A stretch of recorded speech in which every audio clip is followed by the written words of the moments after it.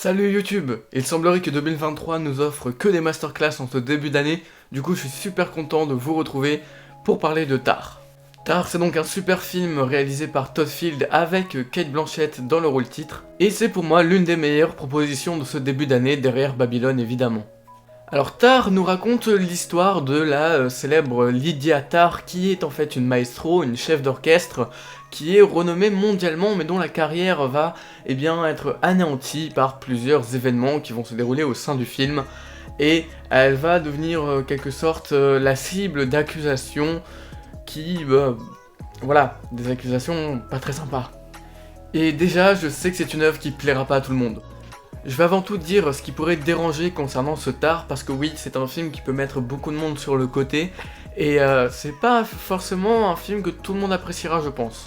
Et je peux tout à fait comprendre que certains soient mis sur le côté en voyant Tar, parce que clairement, c'est ce que j'avais peur, c'était en fait, Tar, j'y suis allé un petit peu à reculons, parce que je m'attendais finalement à une grosse phase d'ennui, un film très long, très lent, très bavard, et il s'avère que c'est le cas. Mais cela ne m'a pas dérangé pour autant. En effet, le film dure presque 3 heures, 2h40 approximativement, et on sent le temps passer clairement, il y a un rythme assez lent finalement, et on ressent quelques longueurs, mais il faut s'accrocher, vraiment il faut rentrer dans le film pour pouvoir finalement bien le comprendre, parce que sinon ça va être assez dur comme visionnage.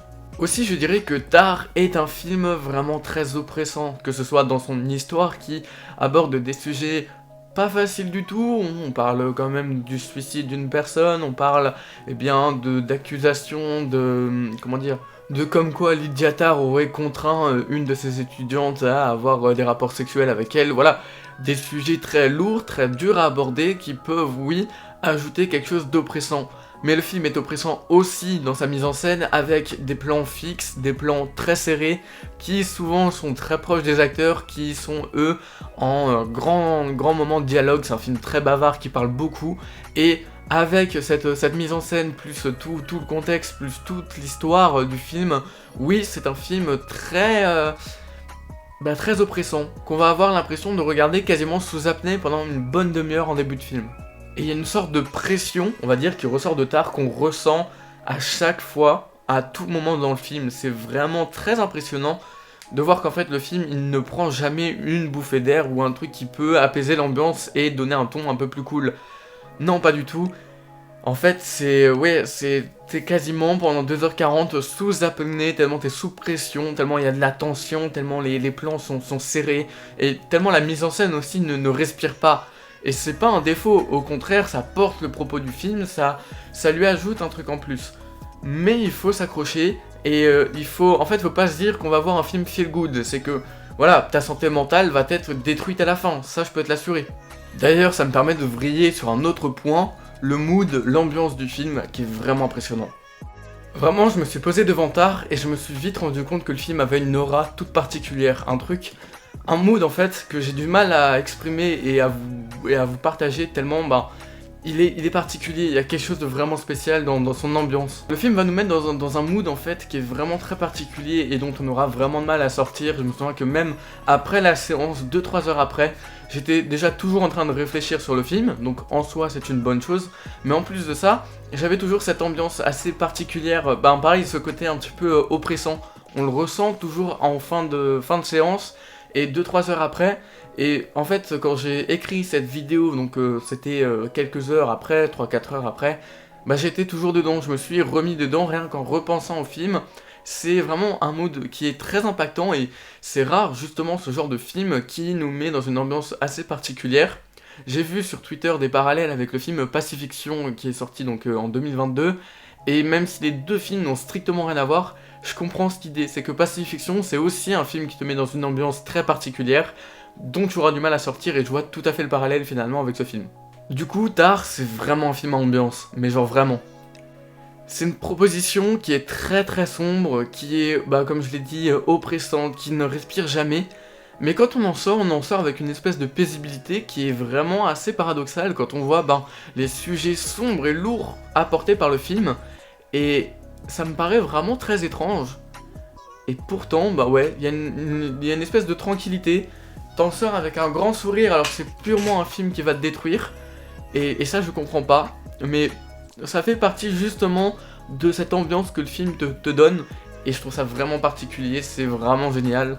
Rien que pour ça, même si je pense que Tar va laisser 50% de son public sur le côté, je vous invite vraiment à aller le voir juste pour ressentir cette ambiance dans une salle de cinéma qui est vraiment particulière et où je n'ai quasiment jamais ressenti devant un film finalement. Ce que j'apprécie, c'est vraiment cette ambiance trop bizarre que le film a eu sur moi, mais si cette ambiance elle est là, elle est présente, c'est pour plusieurs raisons que je ne peux pas toutes les expliquer, mais je pense qu'il y en a une en particulier, c'est la présence de Cate Blanchett. Elle porte à elle seule tout le film et ça se ressent mais vraiment complètement. On ne voit qu'elle quasiment, alors que le casting est pourtant très riche, très varié. C'est elle qu'on voit le plus, c'est elle qu'on retient le plus, c'est elle qui a les plus gros dialogues. On a l'impression en fait qu'elle est en monologue constant, qu'il n'y a qu'elle dans ce film, tellement elle prend de la place, tellement elle est importante. Et rien que pour ça, franchement, je pense que Cate Blanchett mérite l'Oscar parce que il me semble que Tar a été nommée justement dans la catégorie meilleure actrice. Il faut qu'elle l'ait parce que pour moi, c'est l'un des rares films où tu as un casting vraiment très riche, très varié, avec beaucoup de personnages, et où pourtant tu n'en retiens qu'un seul, qui est ton personnage principal, qui est Lydia Tar, parce que ton actrice Cate Blanchett fait des prouesses, et vraiment t'as l'impression qu'elle est en monologue constant, qu'il n'y a qu'elle, c'est vraiment très très fort.